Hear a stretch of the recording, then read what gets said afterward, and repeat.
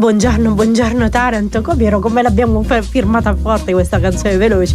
Così, dai, iniziamo. Io sono Valentina Castellaneta, dall'altra parte del vetro c'è il nostro amato Piero Caffio e oggi tantissima roba ragazzi. Allora si parte con il piano delle coste, perché secondo Confartigianato Taranto serve un progetto più attuale, quello che adesso al vaglio del Consiglio Comunale, che è fermo quantomeno in Consiglio Comunale, è del 2020. Nel frattempo è cambiato di tutto e quindi niente, quello non va più bene, ne serve un altro. Poi parliamo dei giochi del Mediterraneo, ieri tantissime iniziative, addirittura è stato presentato, e ne avevamo parlato qui se vi ricordate bene, se siete ragazzi attenti, il pane dei giochi del Mediterraneo, il pane dell'atleta, è stato presentato ieri a Palazzo d'Aquino, ma faremo il punto con Domenico Palmiotti e poi parleremo della Madonna del Carmelo. Buon onomastico alle Carmele, ai Carmeli, ai Carmine e tutte le derivazioni, tutti i derivati,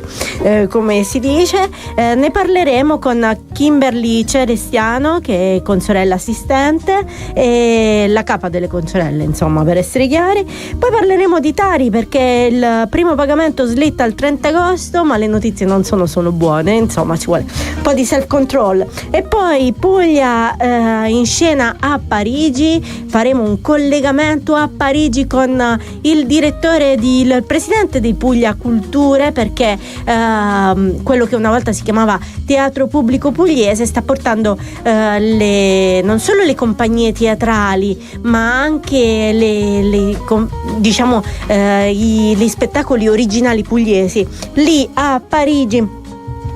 E poi ancora parleremo del polemicozzo del giorno, e cioè la questione degli ascensori esterni nelle case popolari di via Garibaldi, che insomma sono le case del periodo fascista che vediamo alla discesa Vasto, e niente, questi ascensori esterni non sono piaciuti ai più, ma alla gente l'ascensore serve, e ne parleremo con Deni Pascarella, amministratore di Arca Ionica. Ma dobbiamo fare una cosa prima, dobbiamo ascoltare le stelle.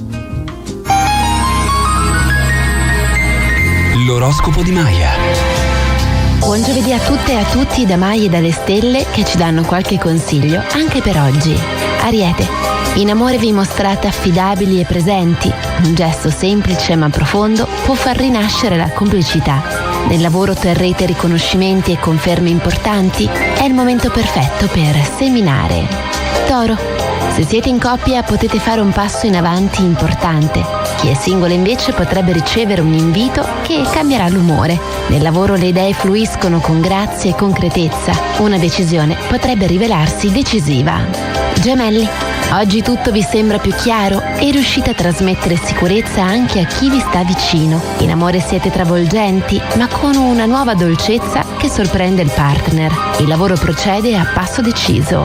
Cancro, il vostro cielo si fa vivace e stimolante. In amore siete leggeri, curiosi e capaci di dare un tocco frizzante anche a una relazione di vecchia data. Nel lavoro è il momento di fare nuove proposte. Leone, in amore ritroverete il desiderio di lasciarvi andare, di amare senza riserve.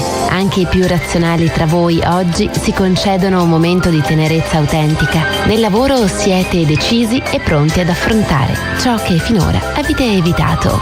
Vergine, in amore siete più dolci, meno critici, e questo favorisce la comunicazione. Se avete avuto dubbi potreste chiarirli con una chiacchierata sincera. Nel lavoro è tempo di sistemare piccoli dettagli che potrebbero fare la differenza. Bilancia, giornata stabile anche se non particolarmente brillante. Le emozioni ci sono, ma oggi preferite tenerle un po' sotto controllo. Nel lavoro c'è da fare chiarezza su un obiettivo o una direzione da prendere. Scorpione, oggi vi sentite un po' sulle montagne russe. Le emozioni cambiano direzione in fretta e faticate a mantenere un equilibrio. Nel lavoro ci sono troppe variabili in ballo. Concentratevi su una cosa per volta. Sagittario, avete tanta voglia di fare, ma oggi il cielo vi chiede di rallentare. In amore siete meno presenti, forse distratti da altre questioni. Anche nel lavoro è necessario ritrovare più concentrazione e non cercare risposte immediate. Capricorno, Una giornata che vi mette alla prova soprattutto in termini di energia e motivazione. Vi sentite un po' stanchi, come se tutto vi richiedesse uno sforzo doppio. Una pausa potrebbe rivelarsi più utile di quanto pensiate. Acquario. In amore avete bisogno di sentirvi compresi, ma non sempre sapete esprimere ciò che provate. Chi vi sta accanto potrebbe sentirsi escluso. Nel lavoro le richieste sono tante, ma le risposte tardano ad arrivare. Pesci, la testa vola lontano, ma il corpo resta ancorato ad una realtà che vi va un po' stretta. In amore siete confusi, a tratti sfuggenti. Anche nel lavoro servono scelte più concrete. Non potete rimandare ancora. Oggi vi saluto con le parole di Charles Schulz. Mai starsene svegli la notte a rivolgersi domande a cui non si sa rispondere. Ciao a tutte e a tutti. A domani con l'oroscopo di Maya. E allora noi adesso entriamo a parlare dell'attualità con la nostra rassegna stampa. Partiamo dalla prima pagina del Corriere del Mezzogiorno. Dopo la stangata arrivano i tagli, si va verso il disavanzo, si va verso la cancellazione di 5 punti nascita, ma si tratta di 470 posti letto. Il disavanzo sanitario e l'aumento delle tasse non basta a risanare i conti. In giornata il vertice decisivo a Roma. Stiamo parlando della questione sanità in regione. Il piano antideficit della sanità pugliese oggi arriva sul tavolo dei ministri competenti. Lo presenterà l'assessore regionale alla sanità Donato Pentassuglia, che indicherà anche posti letto e punti nascita da tagliare in base alle disposizioni ministeriali su parametri, ma oggi in modo particolare tra Regione Puglia e ministeri comincerà la trattativa sui numeri, perché l'assessore metterà sul tavolo anche l'apertura dei nuovi ospedali che dovrebbero controbilanciare le chiusure previste in vari reparti. E poi sì, bipartisan alla legge sui cambi casacca, decadenza solo in aula, semaforo verde in commissione, via libera in commissione regionale ai cosiddetti cambi casacca, ossia i consiglieri eletti che cambiano il gruppo con il quale sono stati eletti. Dovranno lasciare gli incarichi assunti, ma in base alla stesura della legge approvata ieri per i cambi casacca non ci sarà alcuna decadenza automatica. E poi si parla di San Severo, di una sparatoria con 3 feriti in 2 colpiti per errore. Poi ancora scambio case per l'estate, tutti pazzi per la Puglia, Lecce al top e poi c'è Bari. E ancora si parla dell'Odissea, perché con il film di Christopher Nolan che è al cinema e tutte le polemiche che riguardano il film, c'è anche un'intervista al professor Canfora sull'Odissea, che dice: il più grande interprete di Ulisse è stato Dante. Omero sessista, ridicolo, il più grande interprete della figura di Ulisse, dice Canfora, si chiamava Dante Alighieri, e quanto spiega e conferma che l'Odissea, con alcune considerazioni anche sul film di Nolan che esce oggi, insomma io dico vediamolo prima di giudicare. E passiamo alla Gazzetta del Mezzogiorno, che invece apre con la legge elettorale. Voto pronti a tutti, asse Fratelli d'Italia Vannacci sulle preferenze, passa l'articolo 1 della nuova legge elettorale, protesta e opposizione. E poi ancora la sanità in Puglia, nuova stretta per i farmaci, nel mirino le prescrizioni, il caso Natuzzi e Ginosa, una proposta di riconversione. E poi c'è l'allarme caldo, in questo caso andiamo in Basilicata, dove le fiamme avvolgono pure il Cristo di Maratea. L'incendio ha piccato in 5 punti. Poi la cronaca sfregia un'anziana in cella, 40enne rumena, Taranto, presa dopo una serie di aggressioni senza motivo. E adesso ci fermiamo e quando torniamo continuiamo con la nostra rassegna stampa. E questi erano Emma e Fabri Fibra. Noi torniamo alla nostra rassegna stampa, andiamo sulla prima pagina dell'Edicola del Sud. Il nuovo volto di Bari, verde, rifugi e depavimentazione. L'assessora alla rigenerazione urbana Giovanna Iacovone spiega come si trasformerà la città capoluogo, le linee del nuovo piano urbanistico generale, il percorso dal basso, e poi c'è un bel rendering come foto notizie. Poi case popolari inutilizzate, via libera al recupero, e siamo sempre a Bari. E poi parte la tratta Bari-Putignano come un metro. Poi si va a Statte, riscopre Leo Caspiti 7 milioni per la Gravina, una notizia di cui abbiamo parlato qualche giorno fa con il sindaco di Statte. E poi ancora Uniba blocca il programma Erasmus con Israele, e il Politecnico degli Ingegneri guida il Politecnico degli Ingegneri guida la regione. E invece il Nuovo Quotidiano questa mattina la prima pagina non abbiamo disponibilità, ma sul sito invece c'è un pezzo a cura di Nazareno Di Noi che racconta una storia: Manduria, il diploma ad honorem alla memoria di Samuele, alla commozione dei genitori al liceo dei Santis. E poi ancora attestò false presenze a giudizio ex direttrice del carcere di Taranto. Stiamo parlando del caso Baldassarri. E poi un altro caso, quello sollevato dai sindacati: malore per il caldo durante il servizio, una portalettere soccorsa in via Danti a Taranto, i sindacati rivedere orari di lavoro. E insomma il caldo forte continuerà in questi giorni, continua almeno fino a lunedì, dicevano le previsioni del tempo, ma da martedì dovrebbe tornare la tramontana e quindi dovremmo tirare un sospiro di sollievo. E noi tiriamo un sospiro di sollievo e ci fermiamo per ascoltare un po' di musica. Quando torniamo iniziamo con i nostri approfondimenti, in particolare ce ne andiamo a mare, ma non per farci una nuotata, per parlare di lavoro. Che cosa pensavate? E questo era Biagio Antonacci con You and Me, questo yeah yeah yeah mi piace tantissimo. Però prima di cominciare con il nostro approfondimento vi devo dare una notizia, perché come riferisce Antenna Sud, è stato alle 3:30 di stanotte esploso il bancomat, o è stato fatto esplodere il bancomat dell'ufficio postale di Lama.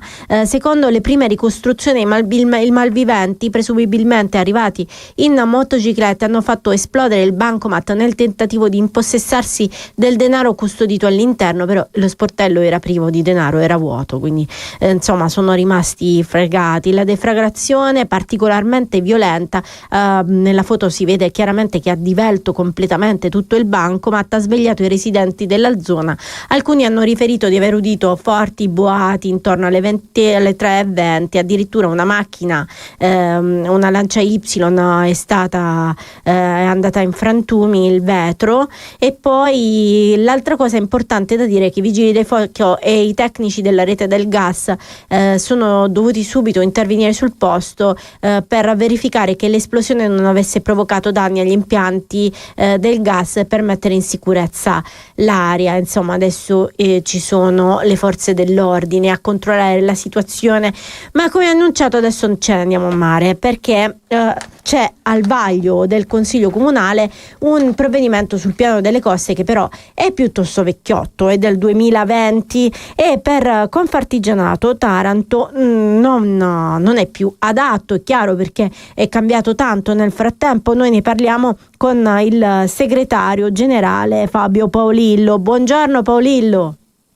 Buongiorno a tutti voi e a chi va a mare. E a chi va a mare, noi lavoriamo Paolillo. Allora, il piano delle coste avete detto è piuttosto vecchio, se dovesse essere approvato quello sarebbe avulso, questa è la vostra riflessione?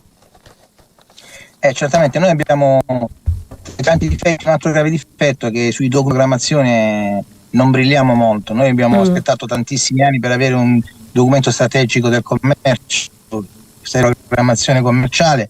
Abbiamo fatto tantissimi anni per avere poi il nulla. La stessa cosa si sta arrivando sul piano delle coste. Il piano delle coste è importante, che riguarda tutto ciò che si deve programmare sulle nostre coste, e Taranto ha due una notevole lunghezza di coste da dire. Questo non riguarda soltanto i balneari. Poi la sentiamo a scatti però, La sentiamo un po' a scatti. Forse la connessione non è buonissima. Stavo dicendo, è importante. Proviamo con una telefonata, la chiamiamo. La chiamiamo un secondo. Va bene? La richiamiamo telefonicamente. Stava dicendo il segretario Paolillo che il piano delle coste serve perché non intacca solo il lavoro dei lidi balneari, come si può pensare, o perché insomma si parla sempre di questo riguardo al piano delle coste, ma in particolare a Taranto tocca anche un settore molto importante per il territorio, che è la mitilicoltura, perché il piano delle coste racconta anche lo stato dell'arte e degli specchi d'acqua dei mitilicoltori, quindi è importantissimo anche per questo. La burocrazia a volte ferma tanti lavori che non sono soltanto la mitilicoltura, la pesca e tutto il resto, ma la questione è purtroppo difficile. La mitilicoltura, dice Confartigianato, è l'anima economica e identità di Taranto, ed è importante, e ce l'abbiamo. Eccolo, Paolillo è tornato al telefono. Eccoci. Segretario, sì. Parliamo di numeri: 5 anni e mezzo di stallo per il piano delle coste. Chi non mastica di burocrazia, per essere chiari, cosa sta perdendo concretamente il territorio di Taranto?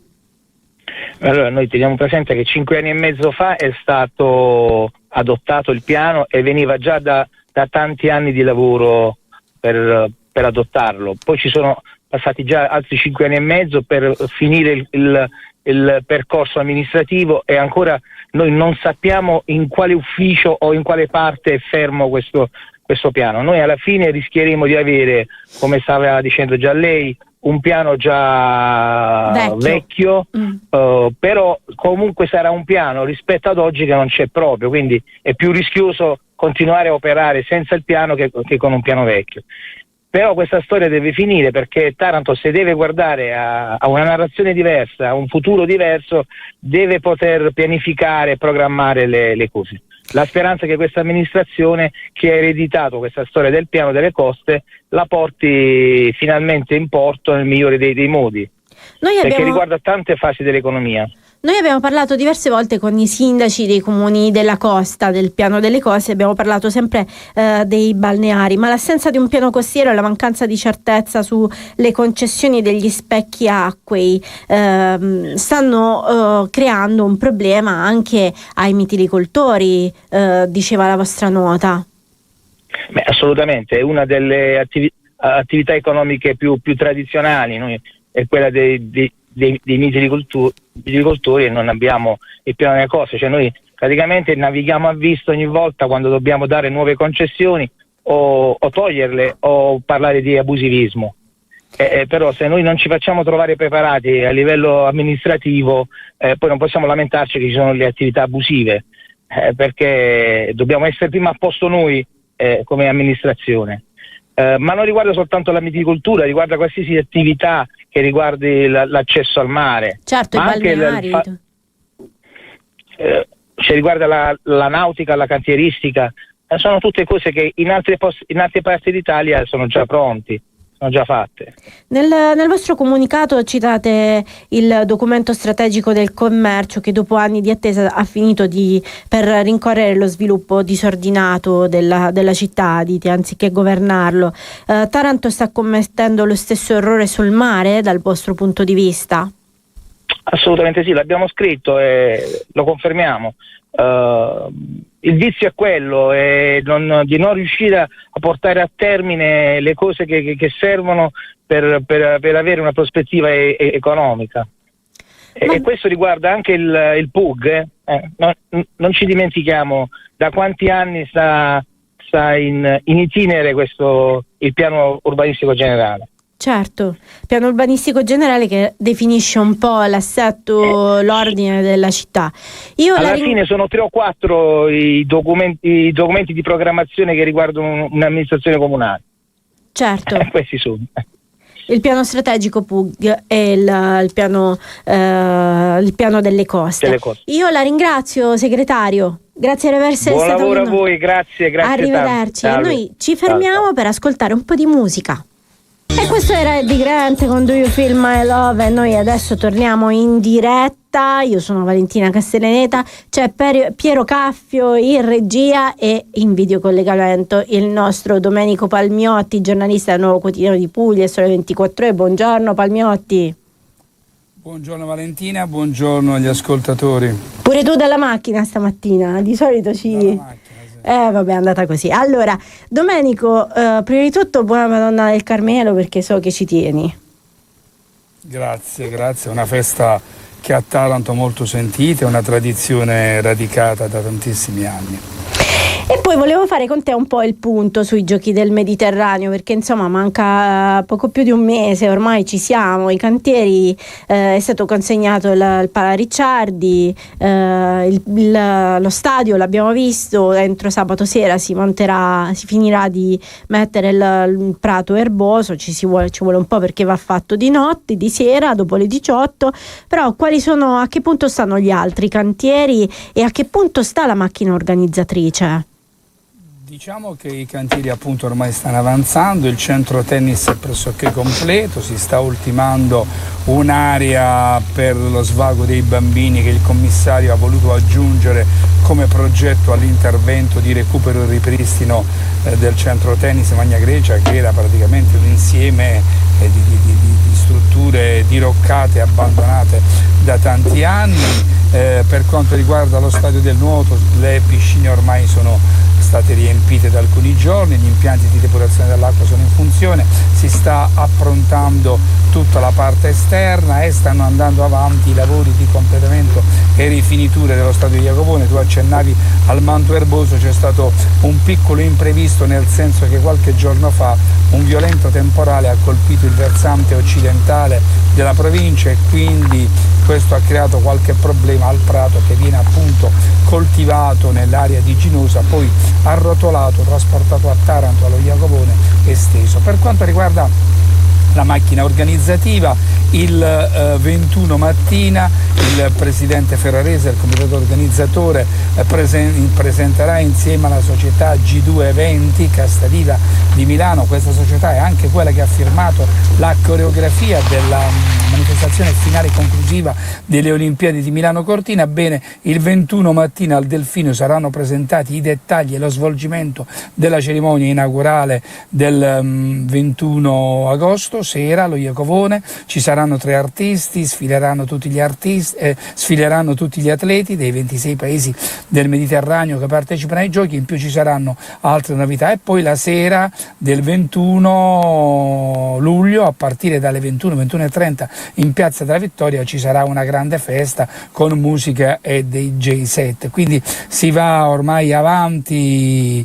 con un passo veloce e d'altra parte non si può perdere più tempo. Diciamo che nei prossimi giorni inoltre saranno completati gli allestimenti in città. Abbiamo visto la scritta comparsa sotto il ponte girevole lato Mar Piccolo, andando verso Mar Grande, abbracciare il futuro. Non sarà solo l'unico allestimento, ci saranno delle particolari sedute nelle piazze centrali della città, su Corso Due Mari, sedute che saranno fatte da un blocco di cemento e poi ci sarà sormontate da un ombrellone che avrà una forma ondeggiante. Inoltre c'è un'altra novità: le vie del centro, via d'Aquino e via di Palma, avranno i teli ombreggianti come ci sono in molte città dell'Andalusia. Per un po' di fresco, insomma.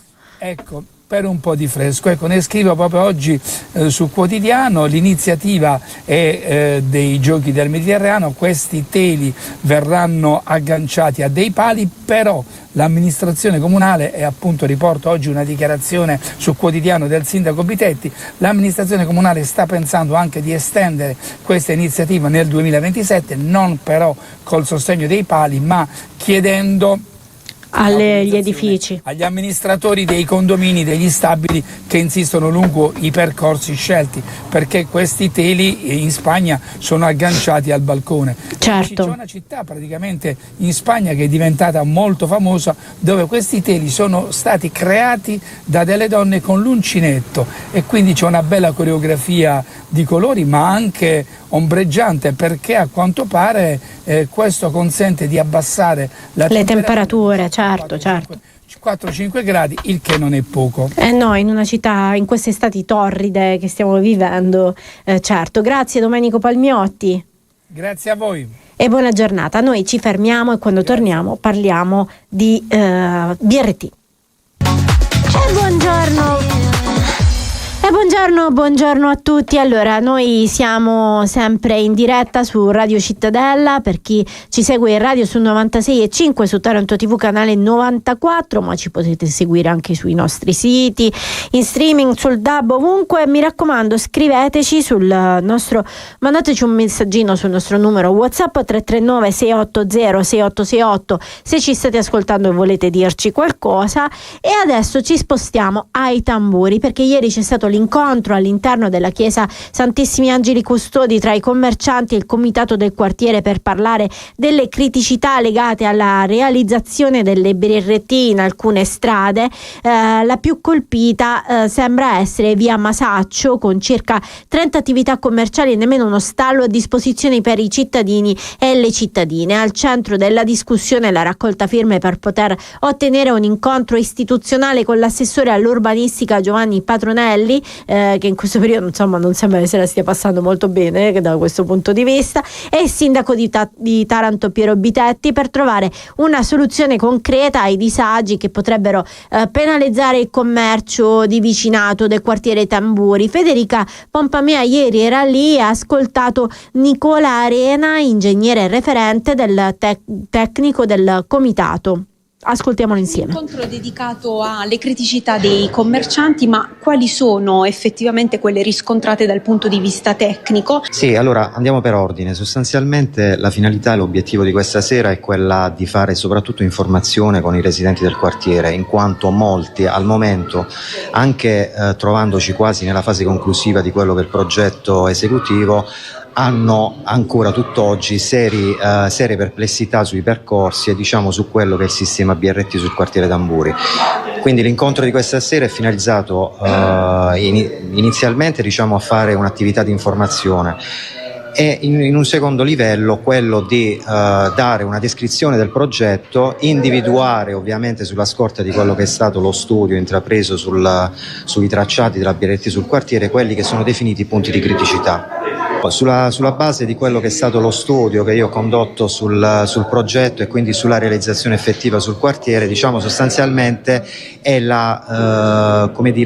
l'interferenza che in alcuni tratti di quello che è il sistema globale sul quartiere, la presenza dei mezzi relativi anche alla loro frequenza di percorso possono generare su quello che è il tessuto urbano generale del quartiere, quindi tra cui anche le attività e le vendite di dettaglio che ci sono presenti sul quartiere. Sostanzialmente diciamo che il problema risale a tempo fa, in quanto sul quartiere in particolare si sono sovrapposte due progettualità, che erano la prima, quella legata alla riqualificazione del quartiere, quindi in quel progetto ovviamente era previsto l'allargamento dei marciapiedi e quindi di conseguenza anche la riduzione della sezione trasversale delle strade. Successivamente poi a questo progetto, quasi terminato perché siamo in dirittura d'arrivo, si è sovrapposto quello del progetto esecutivo poi legato al sistema BRT, quindi lascia intendere la sovrapposizione di queste attività ha comportato ovviamente un'interferenza tra i due cantieri, nonché anche un'interferenza su quello che è tessuto anche urbano dello stesso quartiere. E insomma, queste grandi infrastrutture portano sempre delle difficoltà, però se vogliamo cambiare il modo di fare mobilità a Taranto qualche equilibrio si deve trovare. Abbiamo detto che era dalla chiesa dei Santissimi Angeli Custodi, invece era a Gesù di Villavoratore dalle immagini. Noi adesso ci fermiamo e quando torniamo parliamo dei festeggiamenti in onore della Beata Vergine del Monte Carmelo.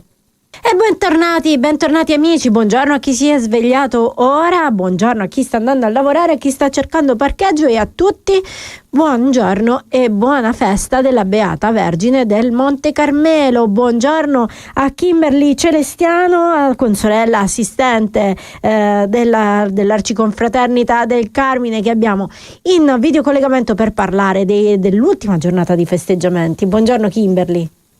Buongiorno Valentina, buongiorno a tutti. Grazie per essere con noi, sappiamo che è una giornata piena di robe. Grazie a voi, ci mancherebbe, è sempre bello parlare delle cose nostre. Allora, oggi è una giornata importante non solo perché c'è la processione a cui tutti i tarantini sono legati, ma anche una giornata importante per i confratelli e le consorelle, che è quella chiamata aggregazione in gergo, giusto? O la professione dei nuovi confratelli. Esattamente, professione dei nuovi confratelli e consorelle. Ieri sera durante la Santa Messa è avvenuta la professione delle nuove consorelle e questa mattina avverrà la professione dei nuovi confratelli, che in queste ore si stanno già preparando, indossando gli abiti per prepararsi alla celebrazione. Che momento è? Soprattutto che preparazione c'è a questo momento? C'è una preparazione che dura tutto un anno, durante tutto il corso di noviziato. I novizi scoprono quella che è la storia della confraternita dal punto di vista sia della tradizione, della fede, le esperienze di carità fatte dalla confraternita. Si scopre il ruolo della confraternita a 360 gradi e c'è proprio una preparazione non soltanto a livello culturale ma poi anche a livello familiare, perché è bello dire che siamo tutti una grande famiglia e per questo permettimi di fare gli auguri a tutti i confratelli e le consorelle iscritti al sodalizio in questo giorno per noi di festa. E noi ci aggreghiamo, lo facciamo anche noi, auguri a tutti. Grazie. Le consorelle, di solito noi parliamo sempre con i confratelli, col priore. Qual è il ruolo della consorella nell'arciconfraternita? Allora, la consorella la vediamo molto poco. Sì, è vero. Sentiamo parlare anche poco delle consorelle, però la consorella ha un ruolo silenzioso e ben presente. Visto che siamo in tema di festeggiamenti, durante la novena le consorelle danno la loro disponibilità per il banchetto durante la messa, oppure per le letture durante le celebrazioni, la recita del rosario in preparazione della Santa Messa e poi la partecipazione alla processione della titolare è ben sentita dalle consorelle, perché c'è un numero elevato di consorelle partecipanti, non solo novizie, ma la cosa bella è che ci unisce la presenza continua di molte consorelle anche anziane.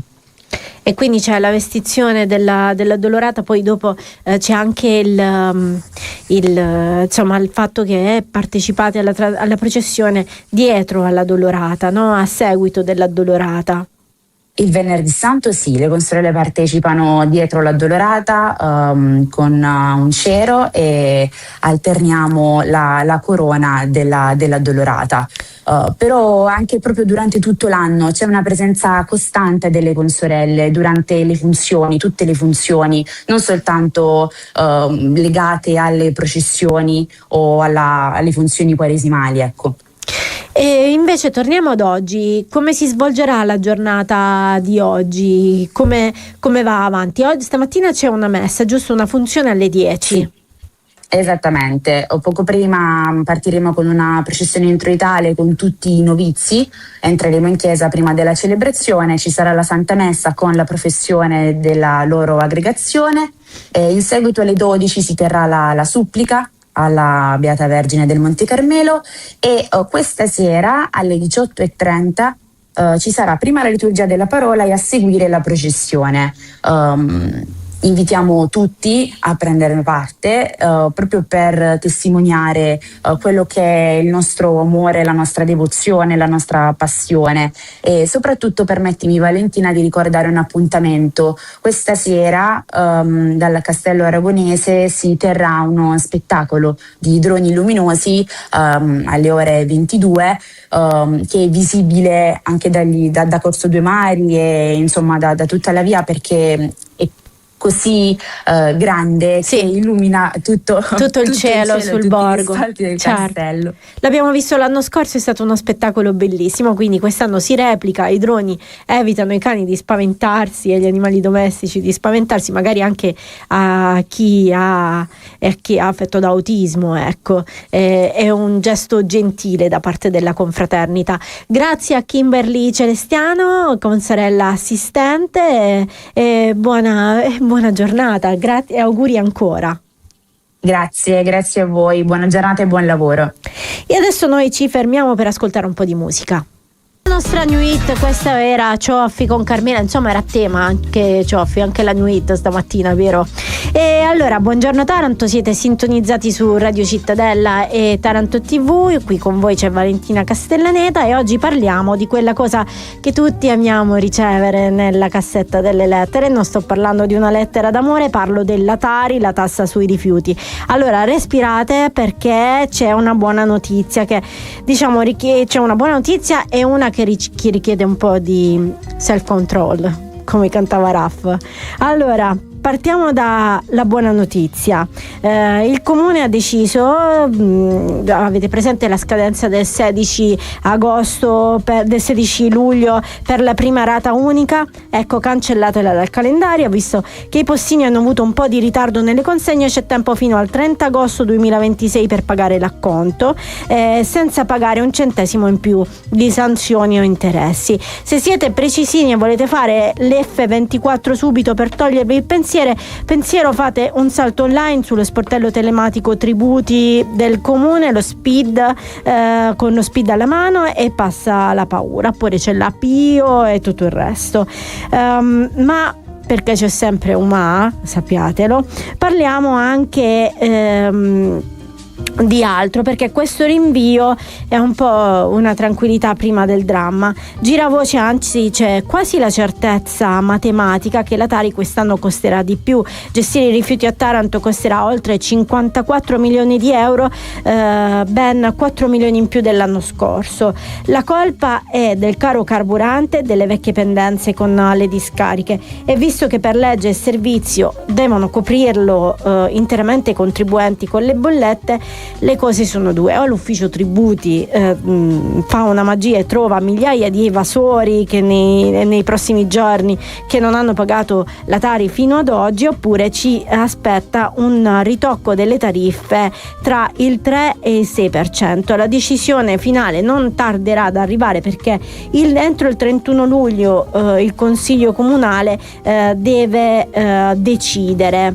Se l'aumento sarà, non lo pagheremo adesso ad agosto, ma slitterà a gennaio con la quarta rata del conguaglio. Lo so, non è una bellissima notizia, però per adesso non dovete pagare entro il 30 agosto, state tranquilli. Noi adesso ci fermiamo e quando torniamo parliamo, andiamo a Parigi, ragazzi, andiamo a Parigi con Puglia Culture.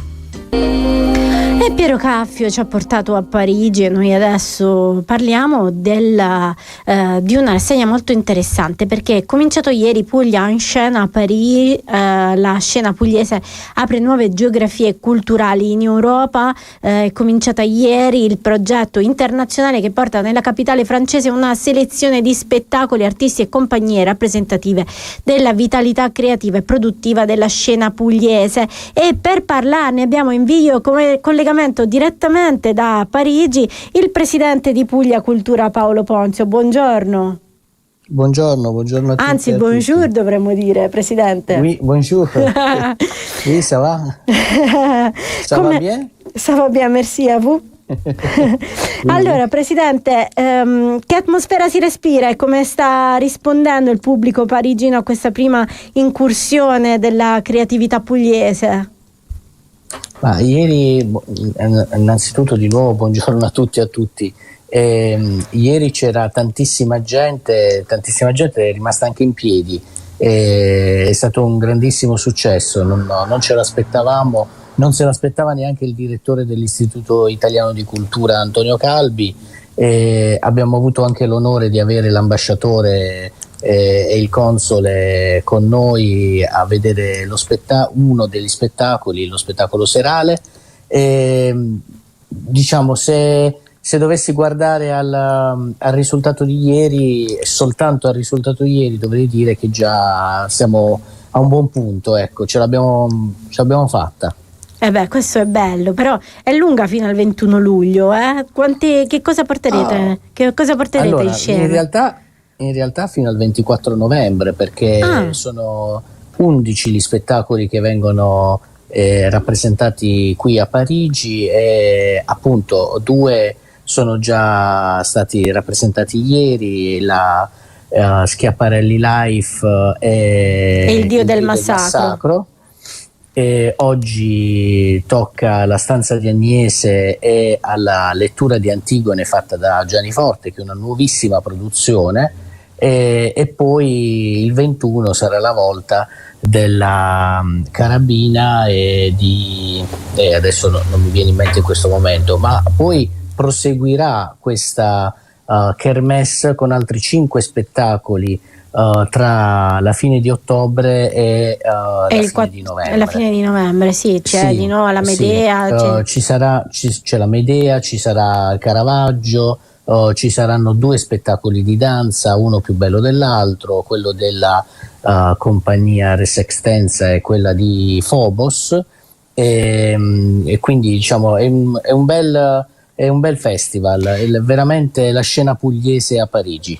Che poi siete in un luogo bellissimo che è l'Hôtel de Gallifet, che è la sede dell'Istituto Italiano di Cultura a Parigi. Com'è nata questa collaborazione?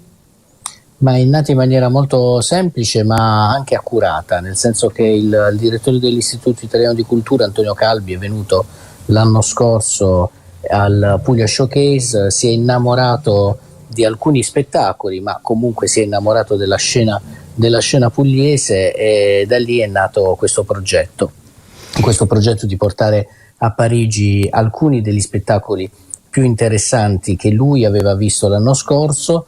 A fianco a questi ne ha letteralmente, diciamo, presi altri che gli interessavano, e quindi si è costruito questo palinsesto di 11 spettacoli in cui si ha una rappresentazione della Puglia un po' diversa da quella che normalmente noi offriamo attraverso la nostra bellissima enogastronomia.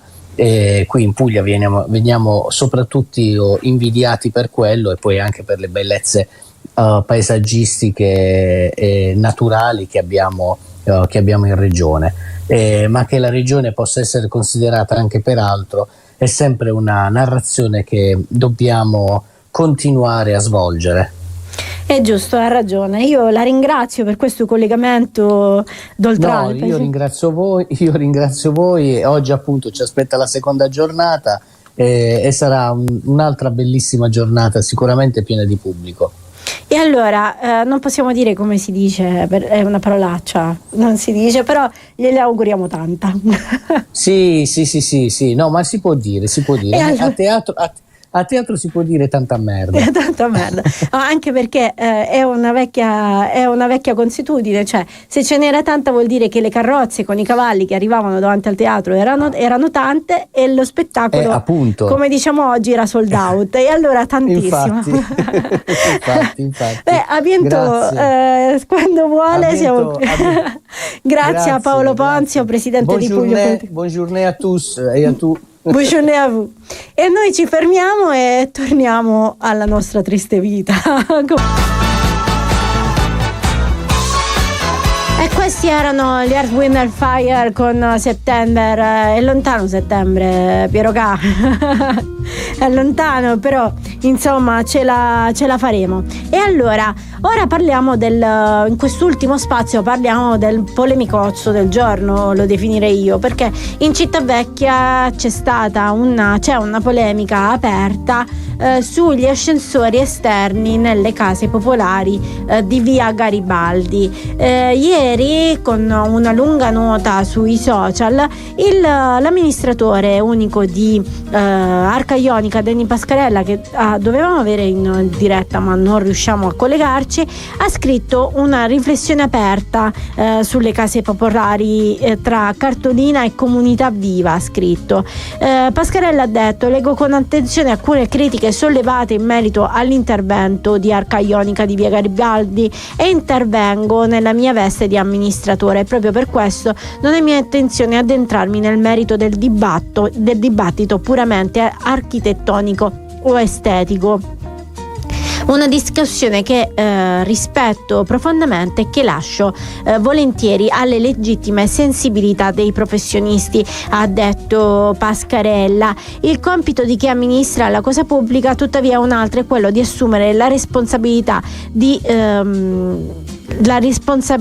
di scelte, ha scritto, un secondo che mi sono persa, eccola, di scelte complesse, bilanciando la tutela del patrimonio con le esigenze primarie e i diritti inviolabili di chi la città la abita tutti i giorni. E noi ce l'abbiamo in diretta, in videocollegamento, l'amministratore di Arca Ionica, Denny Pascarella. Buongiorno Pascarella.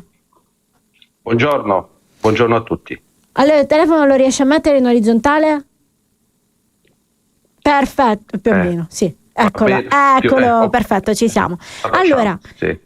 La bellezza architettonica e la necessità dell'ascensore nelle palazzine che sono di età umbertina, anzi fasciste quelle. Quindi come si fa a coniugare la situazione? All'interno immagino che questa scelta non si potesse fare. Nelle scale non si potevano mettere, giusto? Assolutamente no. Ma sì, ma infatti il tema è proprio questo, cioè penso che sia surreale questa discussione che siamo costretti a fare, perché, o meglio, sia una discussione di retroguardia, perché nel momento in cui noi portiamo in esecuzione un progetto che viene discusso in una conferenza di servizi da tutti gli enti preposti, incluso soprintendenza. Sì. È evidente che stiamo parlando di ascensori che hanno un impatto no? sul patrimonio esistente. Ma il tema non è il venir meno di un cono visivo, il problema è quando si passeggiava da via di mezzo e si guardava verso il mare. Si guardava solo il mare e si saltava la visione del degrado che c'era oppure no? E questo è il tema. Quello che oggi noi cerchiamo di porre all'attenzione non è una dicotomia, una contrapposizione tra coloro che si ritengono titolari di un senso estetico, di un patrimonio culturale esclusivo e chi invece pensa solo alla tutela delle persone. Il tema è coniugare tutto nell'ambito e soprattutto nell'ambito di quelli che sono i finanziamenti a disposizione. Perché sono stati fatti con i fondi Pinqua, certo. Assolutamente. E bisogna bisogna eseguire e fare dei progetti che siano realizzabili, che non rimangano poi sulla carta dei libri dei sogni, come spesso è accaduto. Cioè dal 2023, da quando sono arrivato io, non c'era un cantiere in piedi a Arca Ionica, tutti bloccati. Allora, quello a cui noi dobbiamo riflettere nell'ambito di questa discussione, che poi per l'amor di Dio ciascuno è giusto che ponga le proprie idee, le proprie critiche, ma quello che non è tollerabile, non è accettabile, è la presunzione di ricoprire un ruolo preminente culturale rispetto agli altri, perché noi forse sì, viene meno un cono visivo, ma stiamo puntando a un cono sociale. Anche perché la gente che abita le case popolari di quella zona della città vecchia sicuramente non sono ragazzi giovani che si fanno 4 piani a piedi, poi ricordiamo che quelle sono scale dell'epoca, quindi non sono neanche scale facili, e poi ci sono anche diversi disabili e persone con malattie, c'è una necessità reale per quegli ascensori, e anche se non ci fosse un diritto. È assolutamente proprio questo il punto della questione, cioè oggi ci lamentiamo di ascensori che hanno la funzione di rendere vivibili quelle case che erano non più vivibili.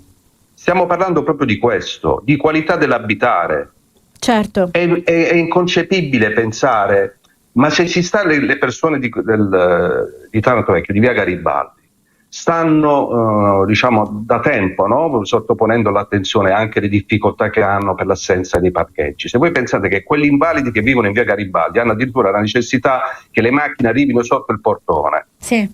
Ci sono degli invalidi che non hanno la possibilità, che non possono scendere più dalle scale perché i genitori che prima portavano le carrozzine a mani adesso non ce la fanno più perché si sono fatti grandi. Questi sono i problemi a cui noi dobbiamo pensare, ma non Arca Ionica, come collettività. Certo, poi, come comunità. Dio, ce ne faremo una ragione, che mi dispiace che qualcuno perda il senso visivo, ci resti male, ma è una necessità. Che la necessità, che diciamo contestualizzata anche in un ragionamento con la soprintendenza, con quei finanziamenti a disposizione, si sta cercando di fare il massimo. Anzi, io devo ringraziare le persone, perché coloro che stanno subendo i disagi sono le persone che abitano in via Garibaldi. C'è una palazzina che ha dovuto dire impattanti, sono lavori impattanti. Infatti, perché ci sono anche problemi strutturali antichissimi. Assolutamente, assolutamente. Anzi, queste prime palazzine a Pinqua, diciamo così, erano delle palazzine meno gravi come situazione strutturale. Voi immaginate che tra breve inizieremo i lavori di riqualificazione di altre 3 palazzine e lì ci sarà un problema di non permanenza delle persone all'interno degli alloggi. Dovranno proprio uscire dagli alloggi. Che dovranno uscire perché si dovranno rifare i solai per questioni di sicurezza. Quindi stiamo parlando di case che, se non si fosse intervenuto, non sarebbero state più agibili, non sarebbero esistite più. E allora io la ringrazio, ho terminato il tempo a mia disposizione, però la ringrazio per questo collegamento. Grazie a Danny Pascarella, amministratore di Arca Ionica. Noi, come avete sentito, ci dobbiamo salutare, questa puntata è finita. Vi ricordo che se avete segnalazioni potete inviarci una mail a segnalazioni@cittadellatv.it o anche un messaggino WhatsApp al 339 680 6868, mandateceli, mi raccomando. E l'appuntamento termina qui, ma non con la nostra informazione. Ci sono i GR, il telegiornale, le trasmissioni, ci abbiamo da fare oggi. Insomma, ragazzi, buon giovedì e buona Madonna del Carmelo e buon onomastico alla nostra Carmen, la nostra montatrice. Ho dato gli auguri a tutti e non a lei, sono una schifezza. Ciao.